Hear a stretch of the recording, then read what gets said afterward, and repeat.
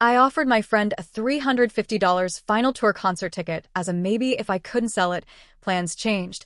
I took my own daughter to a once-in-a-lifetime show instead, and now my friend has completely ghosted me like I committed some massive betrayal. I have a friend who likes the same band that I like. When I say likes, though, I need to be very clear about what that means to me. This band isn't just something I casually listen to in the car or throw on in the background.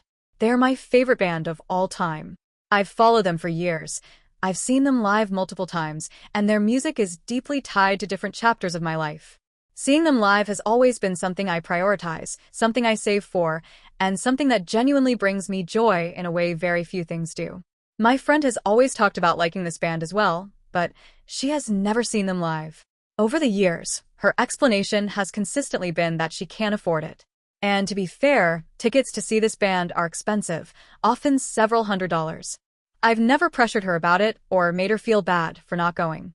At the same time, I've noticed that she does spend money on other things, trips, outings, and lifestyle choices that aren't exactly cheap. I never brought that up to her because it felt judgmental, and frankly, it's her money and her business. Then recently, the band announced they were retiring. These were the final shows. No future tours. No surprise comeback. No, maybe next time. Once these concerts were over, that chapter would be completely closed. When tickets went on sale, I jumped on it and managed to secure tickets for the very last show. I was ecstatic. Emotional, even. Knowing it would be the final time I'd ever see them live made it feel incredibly special. Almost immediately, I thought of my friend. Despite everything, I wanted to share that experience with someone who appreciated the band, and I knew how much she talked about them. I told her I would love for her to have one of the tickets so we could go together. I also knew there was no way she could afford the ticket on her own, and I didn't want money to be the reason she missed out on what was truly a once-in-a-lifetime event. So I proposed what I felt was a fair and reasonable exchange. I would give her the ticket if she would drive my teenage daughter to and from her summer job. The job is about a 20-minute drive from our house, and at most my daughter would need a ride 2 to 3 times a week. On top of that, my friend's son works at the exact same place. That means she or her husband would already be making that drive anyway. My daughter would essentially just be an extra passenger in the car. Her husband does a lot of the driving already, so it wouldn't even necessarily fall entirely on her. In the past, we've taken turns driving the kids back and forth to activities, practices, and obligations, so this kind of arrangement wasn't new to us. The only real difference here was that instead of alternating rides, she or her husband would be doing the driving consistently for the summer. Considering the ticket was worth several $100s, I genuinely believed this was a fair trade. I wasn't asking her to rearrange her entire life or go wildly out of her way. I saw it as practical, mutually beneficial, and respectful of the value of what I was offering. She would get to see a band she loved at their final show without paying for the ticket, and I would get help with transportation during a busy summer. Now, for some necessary background that adds a whole other layer to this situation. Our kids have known each other practically their entire lives. My daughter and her son met back in preschool and grew up side by side. They were inseparable for years, best friends through elementary school, middle school, and into high school. They go to the same high school now, share mutual friends, and for the longest time, their bond was one of those rare, steady friendships you assume will last forever. At some point, as teenagers often do, they decided to try dating. It seemed natural enough, given how close they were. Unfortunately, after about 3 months, it didn't work out. The breakup wasn't dramatic in the sense of cheating or huge blow-ups, but there was definitely some bad blood. Hurt feelings, awkwardness, and the kind of emotional fallout you get when two people probably should have stayed friends instead of trying to turn it into something romantic. From what I can tell, it was a fairly typical teenage breakup, painful, uncomfortable, but not explosive. I don't actually know all the details of what happened because my daughter didn't want to talk about it much. I respected that. All I know is that feelings were hurt on both sides and things were tense for a while. Still, my daughter was willing to move forward. She understood the arrangement we had discussed, and she was absolutely willing to be in the car with her ex if it meant getting to and from work. She wasn't thrilled about it, obviously, but she was mature enough to recognize that sometimes you put aside discomfort for practical reasons. However, my friend came to me and said she couldn't go through with the deal after all. Her son, she explained, did not want to be in the same car as my daughter. Because of that, she said she couldn't drive my daughter to and from work as we had agreed. Essentially, the entire arrangement fell apart because her son refused to ride in the same car as his ex-girlfriend, even though the rides would have been short, infrequent, and largely silent if needed. I was disappointed, but I wasn't outwardly angry. I told her I understood, and that I wished it could have worked out. We both acknowledged that this meant I wouldn't be giving her the ticket, since the exchange we agreed on could no longer happen. I even told her that I still wished she could see the show, and that I was genuinely sad it didn't come together. On the surface, I was calm, polite, and understanding. Internally, though, I had a lot of thoughts I kept to myself. If I'm being completely honest, I couldn't help thinking that if I were in her position, I would have handled it differently. I would have told my son to suck it up for a few car rides. They didn't have to talk. They didn't have to interact beyond sitting in the same vehicle for 20 minutes. It didn't seem like an unreasonable request, especially given what was at stake. A ticket worth several $100s to see one of her favorite bands at their final show ever. From my perspective, it felt like a missed opportunity and an overcorrection. Teenage breakups are uncomfortable, yes, but life doesn't always bend around discomfort. Sometimes you endure a little awkwardness for the sake of practicality, or for someone you care about. To me, it didn't feel like too much to ask of her son, especially since the driving wouldn't even require extra effort on their part. They were already making the trip anyway. That said, I wasn't furious with her for breaking the agreement. I could see her reasoning, even if I didn't fully agree with it. I understood that she was prioritizing her son's feelings, and as a parent, I can respect that. Still, I couldn't shake the feeling that the situation didn't need to end the way it did. Fast forward a few months, and suddenly the show was no longer some abstract future plan. It was right around the corner. The reality of it all started to feel more real, more final. At one point, I mentioned to my friend again how much I wished she could go to the show. Not in a guilt-tripping way, just genuinely. This band has meant a lot to both of us, and I knew how much she loved their music even if she had never seen them live. She then asked me for the first time how much the ticket actually cost. I had never told her the exact price before, partly because it felt awkward and partly because I didn't want money to become the main focus of our friendship. I told her the price, $350. She immediately said that there was absolutely no way she could ever spend that much money on a concert ticket. Not now, not ever. She wasn't angry, and neither was I. It was more of a resigned, well, that's unfortunate moment. One of those conversations where both people understand the situation for what it is and move on. I told her I understood completely, and that was that. No hard feelings, no drama, just a mutual acceptance that the show wasn't going to happen for her. At that point, I should probably explain something else. I've seen this band many times over the years, both alone and with other people. For this final show, I had originally bought 2 tickets not because I had someone specific in mind, but because I knew tickets would be extremely hard to get. My thought at the time was that if I didn't end up using the second ticket, I could always sell it.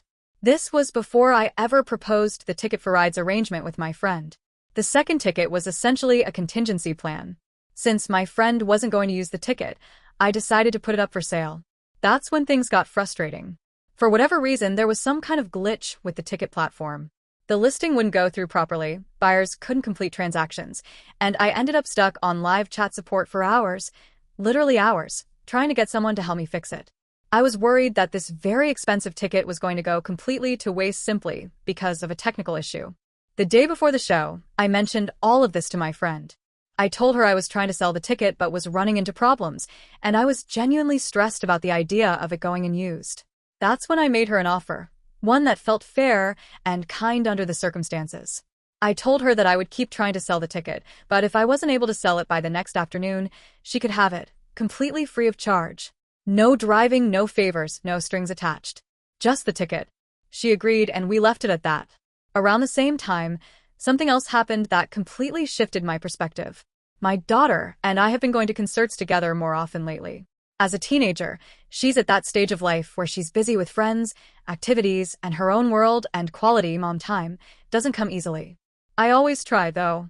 Over the years, I've asked her many times if she wanted to come see this band with me. Every single time, she said no. She's just never been interested in them, and I accepted that. I never pushed.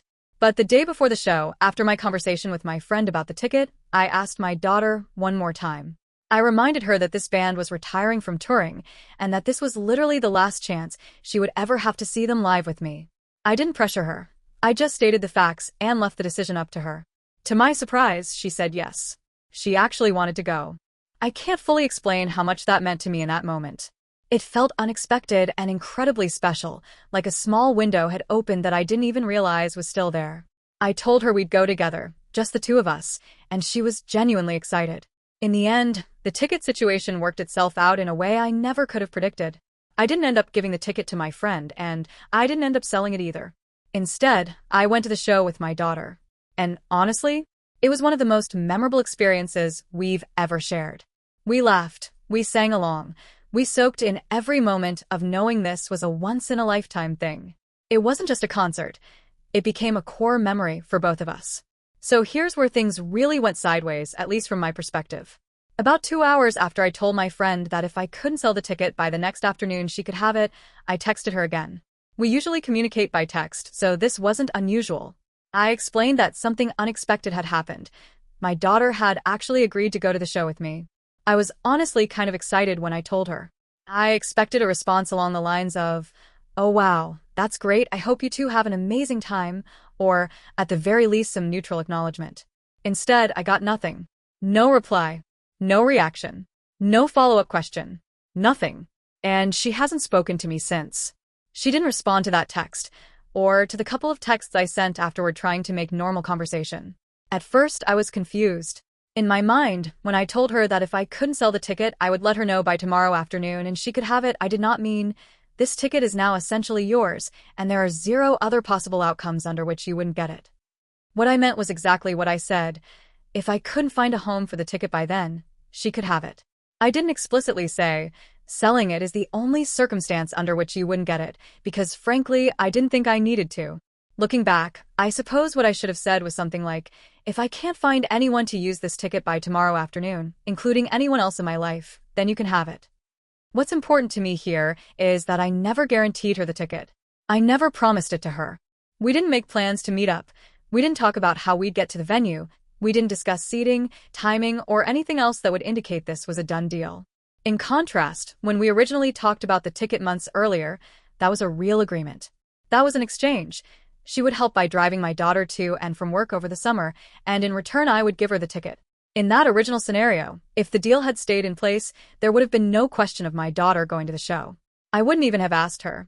The ticket would have been my friend's, full stop, because it would have been earned as part of an agreement. This later situation was completely different. This would have been a pure gift. A $350 gift. No favors in return, no obligations on her part. That's why her reaction, or lack of one, has been so baffling to me. I wasn't angry with her when she broke our original deal, which was based on mutual benefit and actual effort. Yet now it seems like she might be angry with me for not giving her a very expensive ticket for free, after at most a 2-hour window where she thought she might be going. It's not like this happened an hour before the show with her already dressed, makeup on, excited and ready to walk out the door, only for me to pull the rug out from under her. If she genuinely believes that I made her a hard, ironclad promise, then I can't help but wonder why she thinks her disappointment or anger here is more justified than anything I might have felt when she backed out of our original agreement. You can't really have it both ways. Either we're allowed to change course when circumstances change, or we're not. It's been almost 2 weeks now.